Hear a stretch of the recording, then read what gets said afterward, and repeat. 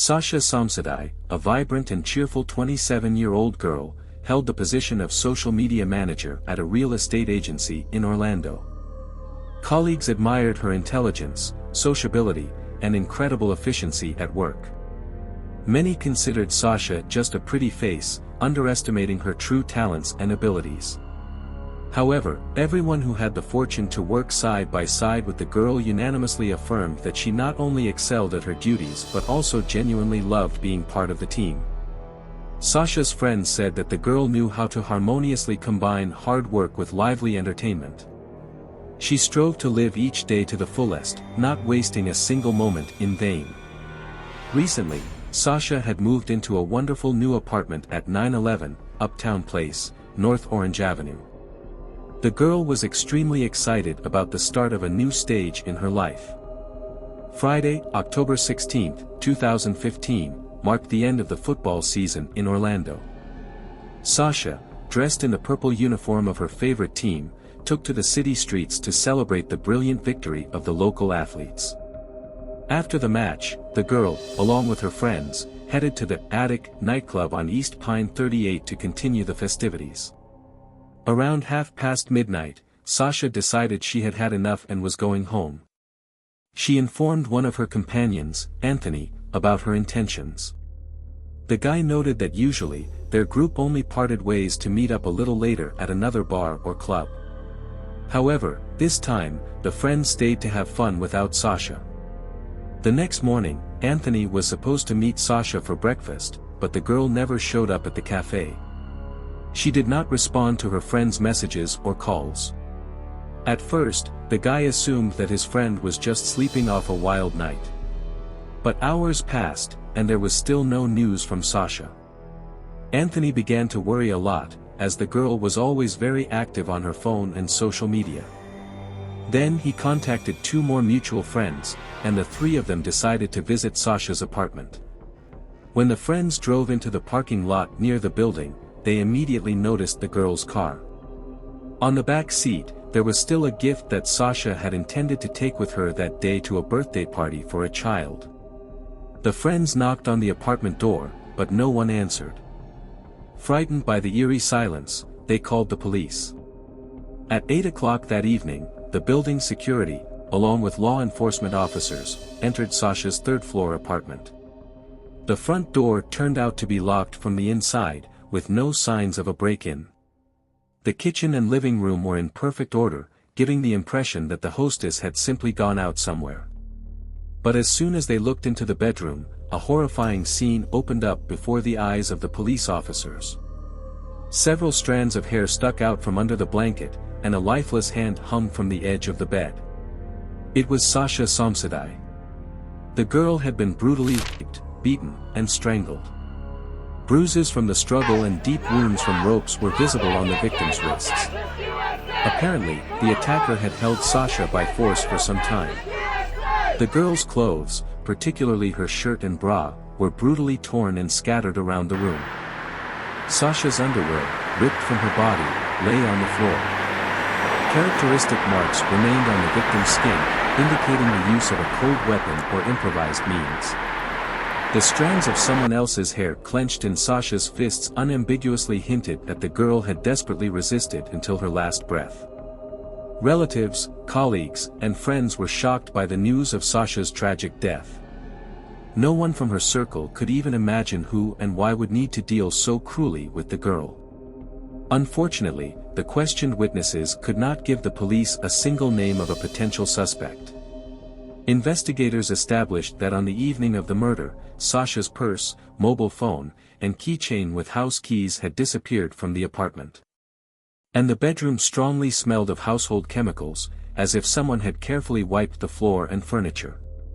Suspicious bleached stains were visible on the sheets, similar to traces of aggressive detergents. The door of the closet where Sasha kept household chemicals was wide open. The police also drew attention to a strange detail, the raised toilet seat lid. Given that the girl lived alone, this fact seemed quite unusual, although not impossible. And near the bed, criminologists found a used condom and a clear imprint of the sole of a man's shoe. On the lower part of the toilet seat, experts found 2 fingerprints, and samples of DNA of unknown origin were taken from the bedroom walls. During the autopsy, the forensic expert noted that in his entire career, he had never seen such serious internal injuries to the cervical spine as Sasha had. As it turned out, in addition to the 15 surveillance cameras located around the perimeter of the building, the Uptown Place complex was equipped with a modern security system. One of the guards named Stephen Duxbury had worked there for about 5 months. It was he who saw Sasha returning home that fateful night. During interrogation, Stephen admitted that he didn't actually let the girl into the building, as she had neither documents nor keys with her. Sasha was only able to get inside thanks to another resident who opened the door for her. Then Stephen rushed to search for Sasha, because he noticed that the girl was behaving a little strangely. Finding her at the door of the apartment, the guard saw that Somsidi was vainly poking her finger at the code lock, not hitting the keys. Sasha asked Stephen to take her to the parking lot to check if she had left the keys in the car. But as soon as the couple went outside, the girl suddenly remembered the required combination of numbers and sprinted back to the building. Later, Stephen told investigators that after a certain period of time, he saw Sasha again in the lobby on the first floor. This time, the girl was accompanied by some unknown man. The police rushed to find out the identity of the mysterious companion, because it needed to be done urgently. Time was running out. As the police found out, the distance from the nightclub where Sasha was last seen with her friends to her home could be covered in about 30 minutes at a walking pace. Despite the rather lively urban atmosphere that night, surveillance cameras in several places captured the girl. Sasha was wearing white jeans and a purple top. In such an outfit, she clearly stood out from the crowd. Another camera, installed a little further down the street, caught the girl in the lens again, but this time Sasha was not alone, but walking with 2 companions. Law enforcement officers used this video footage to distribute an urgent press release. They hoped that the unknown person spotted with the deceased would come forward to give testimony. Fortunately, this happened. 2 women told investigators that on that fateful night, they had seen Sasha in the city center. According to them, the girl was intoxicated, while not having any documents or a phone with her. The concerned passers-by worried about Sasha's condition, so they decided to call a taxi for her and personally accompany her home. However, as soon as the car stopped at a red traffic light, Sasha suddenly jumped out of the cabin, pointing to the Uptown Place building. The girl assured that this was exactly where she lived. The women waited for Sasha to try to go inside, but without having a key fob with her, she failed. Within minutes, guard Stephen joined the scene with the 3 women. The man explained that he had no right to let anyone into the building without documents or irrefutable proof that they lived there. In response, the women expressed genuine concern for Sasha's fate, as they were not sure that the girl would not be in danger if she was not allowed to go home. The conversation continued until suddenly the door was opened by another resident of the building and Sasha slipped inside. The guard exchanged a few more words with the concerned women, and then returned to the building to check where Somsidi had gone. The questioned witnesses told the same story, but the police desperately lacked video recordings and eyewitnesses to the events directly from Uptown Place Street. Sasha's iPad was found in the deceased's apartment. Since the device synchronized some data with Sasha's iPhone, investigators gained access to the girl's text messages. In particular, it was established that several messages had been sent to a certain Ben, with whom Sasha had once dated. Apparently, he was going to meet her on the weekend. Their nighttime correspondence contained a line from Ben, who asked Sasha if she was planning to meet him at another party. A few hours later, around 5:30 in the morning, Somsidi replied to her ex with a single word, Ben. As it turned out, this became her last action on any device. Ben, interrogated by the police, voluntarily submitted samples of his own DNA and provided a convincing alibi, so he was quickly excluded from the list of potential suspects. Another person involved in the case, named Taylor, admitted that he had been in a relationship with Sasha for 2 years. They regularly communicated even after the official breakup, and the man even cherished the hope of someday resuming the romance. However, on the evening of the murder, Taylor was on a work shift at a bar, which numerous visitors could confirm. A DNA examination also proved his non-involvement in the crime. Just a few days after Sasha's body was found, she was buried in a private ceremony that combined Hindu, Muslim, and Christian rituals. One of the girl's colleagues recalled that he had always known about her popularity and nationwide love, but never realized the true extent of Sasha's influence on those around her until he saw the crowd that had gathered to see her off on her final journey. Recordings from the surveillance cameras of the Uptown Place complex were not stored at the police station, but on a remote server. Investigators finally waited for the moment when they could begin to thoroughly analyze them. In one of the video fragments, Sasha is clearly seen entering the building at 1:46 a.m. Following the girl, some stranger slipped into the lobby and asked her if everything was alright. Then Somsidi went up the stairs to her floor and disappeared from the camera's view for about 20 minutes. At 2:06, another camera recorded Sasha rapidly descending the stairs, accompanied by guard Stephen. Confirming his own testimony, the man went with the girl to the parking lot on the first floor to look for the lost keys to the apartment. But Sasha immediately remembered the required code, and the couple returned to the building. Law enforcement officers continued to search for the unknown man who appeared in the frame with Sasha, but the girl did not appear in any other video recording. Then the police turned to the public and the media for help. Anyone who saw Somsidi or anyone suspicious near Uptown Place that night was asked to urgently provide information for the investigation. Unfortunately, this did not yield any leads. Detectives continued to scrutinize the surveillance camera recordings to find out who else they had missed entering or leaving the building. At 6:36 in the morning, one of the recordings did prove useful. Viewing the footage, the investigators recognized a face already familiar to them.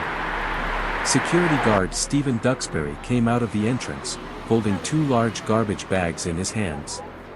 The man went up to the second floor, where the parking lot was located, put the bags in his own car, and at 6:38 returned to the building. Earlier, during interrogation, Stephen had assured the police that his shift ended at exactly 6 a.m., although the video recordings showed that he actually left Uptown Place only at 6:39. At first, the detectives doubted whether taking out the garbage was part of the guard's direct duties, but soon they became convinced that this was definitely not the case.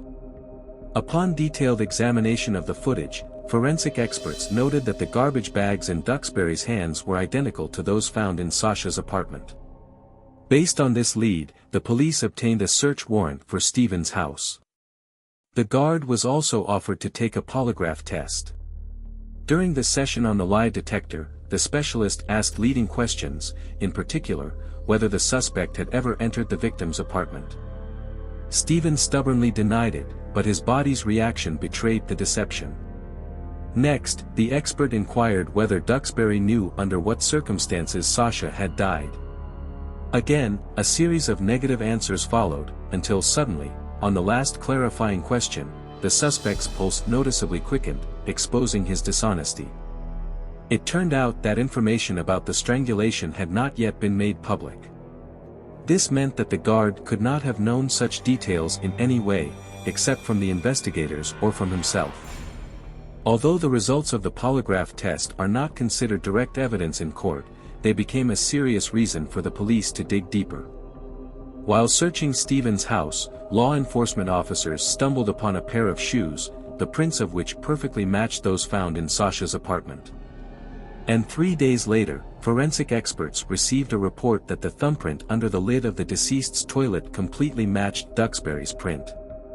Traces of DNA on the victim's body also pointed to the guard.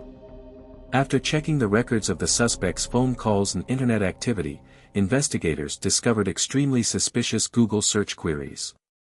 Somewhere around 5 a.m., Stephen tried to find out how to turn off the quick dial keyboard lock system on doors similar to those in Sasha's apartment.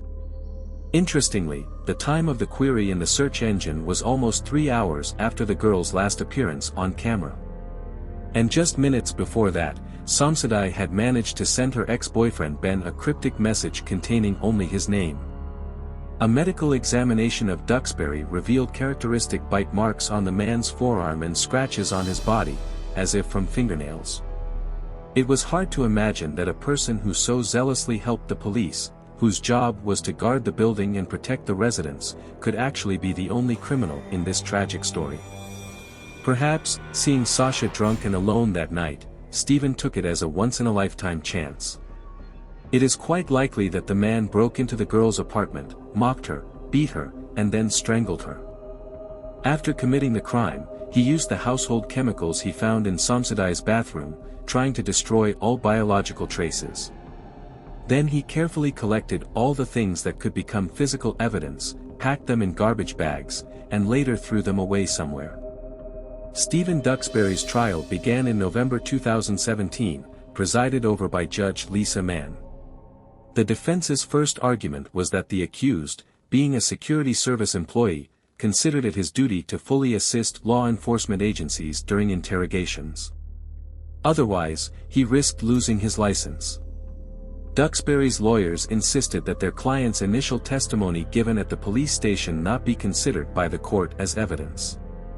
One of Stephen's defenders, Aaron Delgado, argued that the investigation had left too many questions unanswered. In particular, experts for some reason did not check Stephen's clothes for the presence of the victim's biological traces.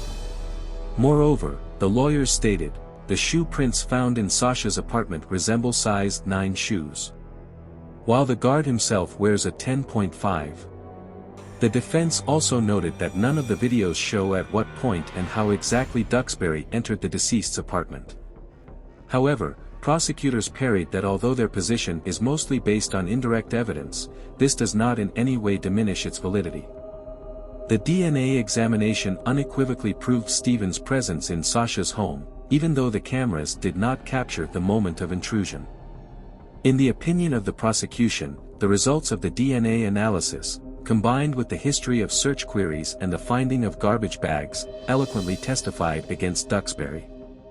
To prove his guilt, it is not at all necessary to have a video recording of how the guard broke into the victim's apartment. The forensic expert, testifying about the abrasions on Sasha's thighs and lower body, noted, it is quite likely that such injuries could have been left by some device or belt used during a violent sexual act. The defense even suggested that after consensual sex between Sasha and Stephen, a third party broke into the apartment and committed the murder. But prosecutor William J. briefly responded to this as follows, her body and the crime scene speak for themselves. The trial lasted 7 days. After only 4 hours of deliberation, the jury found Stephen Duxbury guilty of murdering Sasha Somsidi. The sentence is life imprisonment without the right to appeal or early release. In addition, the guard received an additional 15 years behind bars for attempted rape with a weapon and burglary under aggravating circumstances. Judge Lisa Mann ruled that all terms of punishment should be served consecutively. When Duxbury was offered the last word after the announcement of the verdict, he refused to say anything. Sasha's parents expressed sincere condolences to the mother of their daughter's killer. Throughout the entire process, the woman sat quietly in the back row of the courtroom. The Somsidi family understood, now Stephen's relatives had also lost a part of themselves to a certain extent. The mother of the deceased girl, Tara, did not restrain her anger when talking about the attempts of the accused lawyers to tarnish Sasha in front of the jury. "My husband will never be able to lead his daughter to the altar," she said through tears. "Since then, I have been to many weddings. And every time, sitting among the guests, I realized that such a happy day would never happen in my girl's life." Some time after the killer's sentencing, the Somsidi family filed civil lawsuits against the management company of Uptown Place, where the crime occurred, and Spectrum Brands, the manufacturer of the lock on Sasha's apartment door. In documents spanning several pages, it was stated that the building administration and security service where Duxbury worked had ignored previous complaints from residents. Allegedly, even before the tragedy, several people had made similar statements about Stephen's strange and oppressive behavior at work. The victim's lawyers also tried to prove in court that the lock on the entrance door to Sasha's apartment was faulty. And this, in turn, made it easier for Duxbury to gain unauthorized entry. During the hearings, lawyer Soman Tadyuk, who represented the interests of Spectrum Brands, stated that due to the absence of the lock, it was difficult to say anything for certain. Allegedly, the Orlando police simply did not seize the mechanism as physical evidence. After all, the new owners of the apartment threw out the damaged lock immediately after the crime. However, the Somsidi family's attorneys insisted that Spectrum Brands deliberately ignored information about the vulnerability of its products. To support this thesis, the lawyers even quoted an article describing how anyone could break a similar door lock in a matter of seconds with an ordinary screwdriver. In February 2019, Stephen Duxbury filed an appeal. It claimed that the court of first instance had made a fatal mistake by rejecting the defense's motion to remove from the case file the accused testimony obtained immediately after Sasha's death. The convict also tried to appeal the sentence for attempted rape, but all his arguments were rejected. The Somsidi family worked closely with the Orange County Sheriff's Office, striving to honor the memory of their deceased daughter with dignity. Their common goal is to help other families who have lost loved ones due to violent crimes cope with the unbearable pain and despair. Sasha was a kind, cheerful, friendly girl who, without a doubt, had a brilliant future ahead of her. One of her colleagues and friends said, "Sasha had a pure, bright soul. She sincerely cared about other people and left incredibly warm memories." Somsidi's relatives and friends continue to admire Sasha's talents and her strong character traits. They are determined to do everything possible to keep her memory alive. This story has come to an end. What do you think about this story? Be sure to like and subscribe to support our channel. Thanks for watching and bye everyone.